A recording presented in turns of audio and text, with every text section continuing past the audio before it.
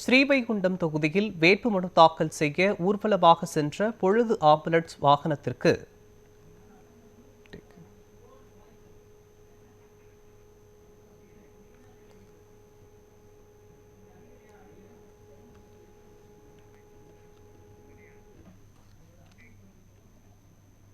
ஸ்ரீவைகுண்டம் தொகுதியில் வேட்புமனு தாக்கல் செய்ய ஊர்வலமாக சென்ற பொழுது ஆம்புலன்ஸ் வாகனத்திற்கு வழிவிட்ட காங்கிரஸ் கட்சி வேட்பாளர் ஊர்வசி அமிர்தத்திற்கு பொதுமக்கள் பாராட்டு தெரிவித்தனர்.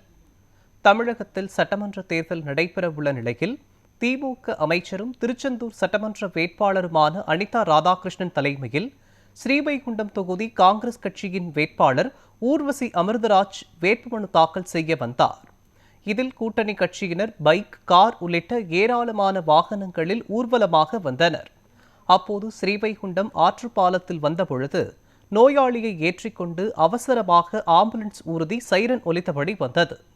இதனை கண்ட வேட்பாளர் ஊர்வசி அமிர்தராஜ் உடனடியாக ஊர்வலத்தை ஓரமாக ஒதுக்கி ஆம்புலன்ஸிற்கு வழியை ஏற்படுத்தி கொடுத்தார்.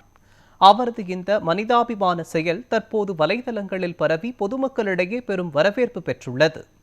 இரண்டாவது முறையாக சட்டமன்ற உறுப்பினராக ஸ்ரீவைகுண்டம் தொகுதியில் போட்டியிடும் ஊர்வசி அமிர்தராஜிற்கு பொதுமக்கள் பாராட்டுக்களை தெரிவித்துள்ளனர்.